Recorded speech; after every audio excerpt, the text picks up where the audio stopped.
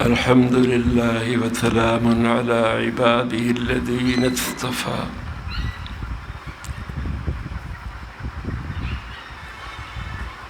علم کا تقاضا ہے کہ آدمی دنیا کو کھیل تماشا ہی سمجھے، لہو و لعب، اس سے زیادہ حیثیت نہ دے۔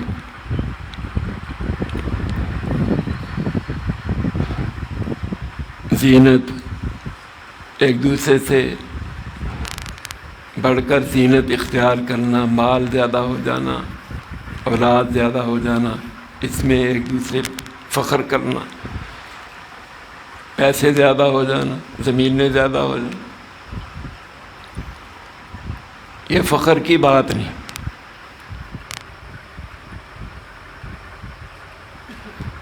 اس کی مثال ایسے ہے جیسے بارش ہوتی ہے، کسان کو فصل بڑی اچھی لگتی ہے، فصل بڑی ہوتی ہے، تھوڑا وقت آتا ہے زرد ہو جاتی ہے اور پھر چورا چورا ہو جاتی ہے۔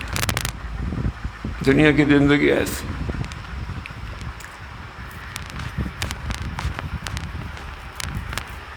دوڑ لگانے والی چیز اور ہے، مسلمان کے لیے دوڑ لگانے والی چیز اور ہے، جس میں صحابہ کی دوڑ لگتی۔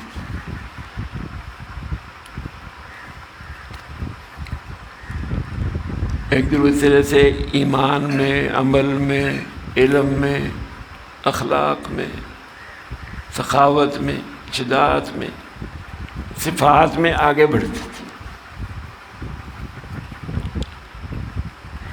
تو صفات اپنے اندر پیدا کرنی، ہر روز ترقی کرنی، اس میں یہ باقی رہنے والی چیز ہے۔ علم، اس سے درجے بلند ہوتے ہیں۔ علم حاصل کرنے کے لیے محنت کرنی، جتنا علم آئے گا اتنا ہی عمل آئے گا، اتنا ہی تقویٰ آئے گا، اتنی خشیت آئے گی۔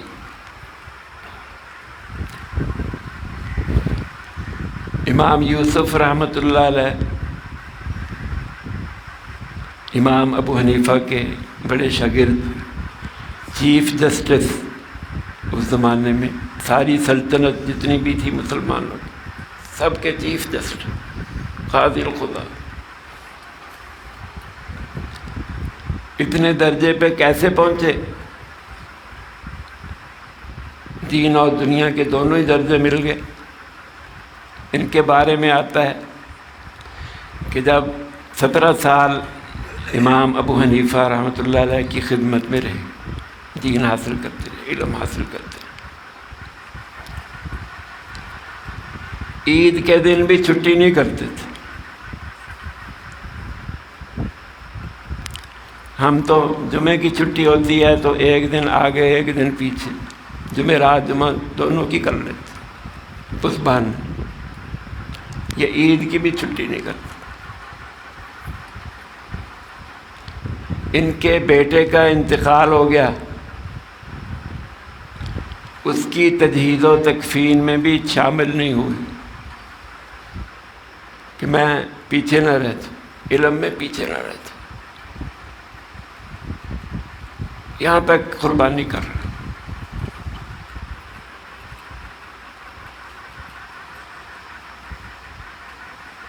تو استاد کے ساتھ چمٹے رہنا، پھر علم آتا ہے۔ قربانی کرنی پڑتی، اپنی نیند بھی قربان کرنی پڑتی، چھٹیاں قربان کرنی پڑتی، پھر جا کر کچھ ملتا ہے۔ ہمارے کسی کی شادی ہو تو ایک ایک مہینہ اسی میں غیر حاضری، شادی کی پہلے تیاری، پھر بعد میں تھکاوٹ دور کرنی۔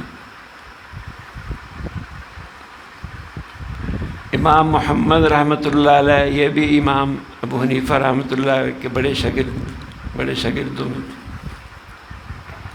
امام شافعی رحمۃ اللہ علیہ کے استاد تھے، تو امام شافعی امام ابو حنیفہ کے شاگردوں کے شاگرد۔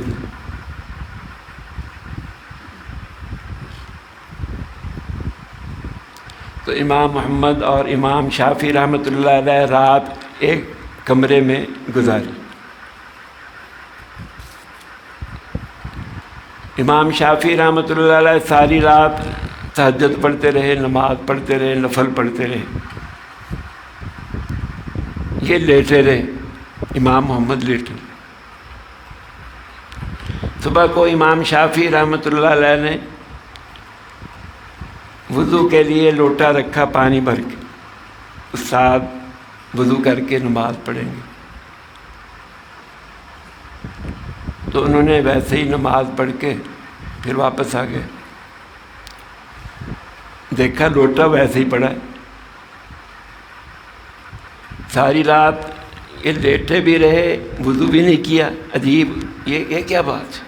پوچھا، استاد سے پوچھا، امام محمد رحمۃ اللہ علیہ سے۔ انہوں نے کہا تو ساری رات نفلیں پڑھتا رہا اپنے لیے،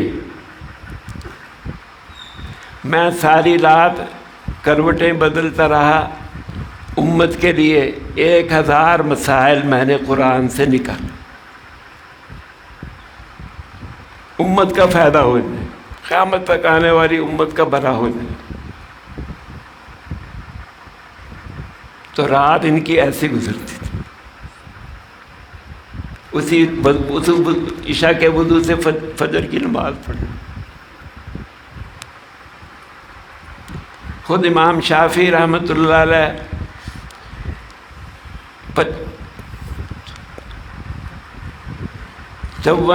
54 سال کی عمر میں، 5 اور 4، تھوڑی عمر، لیکن یہ دوسری صدی کے مجدد اتنا بڑا کام کر امام بنے۔ 7 سال کی عمر تھی، قرآن حفظ کر لیا، 7 سال کی عمر میں قرآن یاد کر لیا، 10 سال کی عمر میں موطا امام مالک حفظ کر لی، حدیث کی کتاب امام مالک رحمۃ اللہ علیہ کی۔ امام شافعی کے ہاں اصح الکتاب بعد اصح الکتب بعد کتاب اللہ کی کتاب کے بعد سب سے زیادہ صحیح امام شافعی کے ہاں امام مالک کی موطا امام مالک۔ بعد میں اس کے بعد دوسری کتابیں لکھی گئیں امام بخاری، اس کے بعد وہ صحیح سب سے زیادہ صحیح ان کو شمار ہوتی۔ تو پھر امام حفظ کر کے کتاب پھر استاد کے پاس گئے، امام مالک رحمۃ اللہ علیہ کے پاس، پھر حدیث حاصل کرنے کے لیے قرآن بھی یاد کر کے حدیث بھی یاد کر کے۔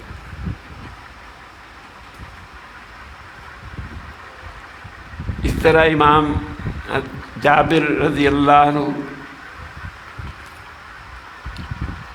ایک حدیث کے لیے شام کا سفر کیا، مدینہ منورہ سے شام، ایک حدیث کے لیے، یہ علم کا شوق۔ انہوں نے آپ صلی اللہ علیہ وسلم کی زندگی میں صحیفہ جابر رضی اللہ عنہ یہ حدیثیں لکھی ہوئی تھی، تو اس سے پتہ چلتا ہے حدیثیں آپ صلی اللہ علیہ وسلم کے زمانے میں بھی لکھی ہوئی، کئی صحابہ نے لکھی۔ عبداللہ بن عمر بن عاص رضی اللہ عنہ بھی لکھتے تھے، کئی زبانی یاد کرتے۔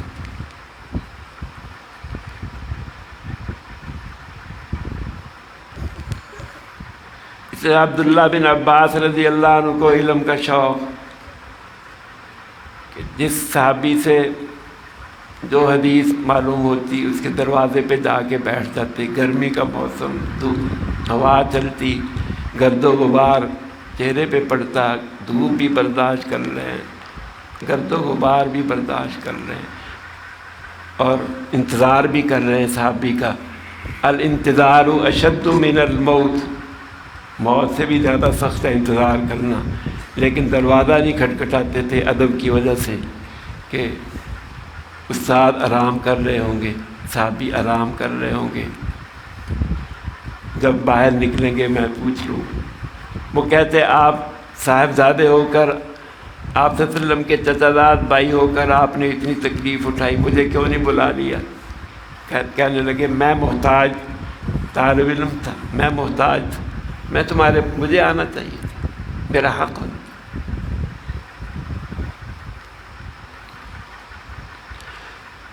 تو طالب علم ایسے ہوتے ہیں، استاد کا ادب کرتے ہیں۔ امام یوسف رحمۃ اللہ علیہ فرماتے ہیں میں اپنے والدین سے بھی پہلے اپنے استاد کے لیے دعا کرتا ہوں۔ استادوں کا اتنا، استادوں سے اتنا سیکھ۔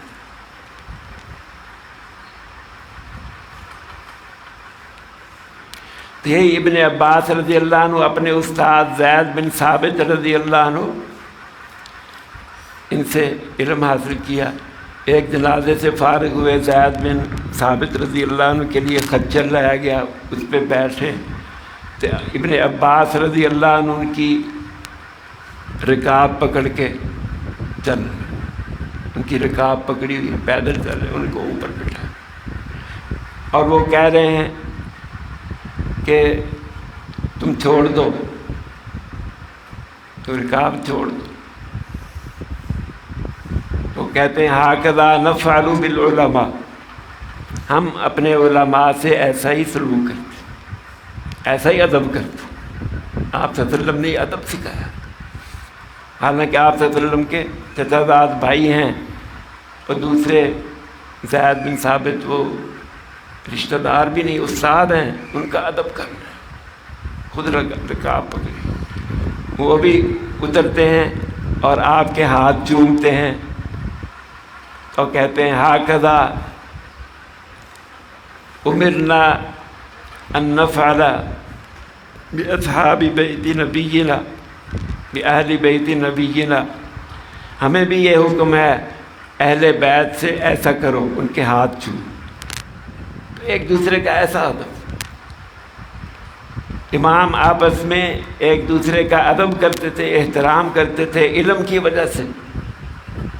امام شافعی رحمۃ اللہ علیہ، امام ابو حنیفہ رحمۃ اللہ علیہ کے قبر پہ بھی جاتے، دعا کرتے، فاتحہ پڑھتے، ایک دوسرے کے پیچھے نمازیں بھی پڑھتے۔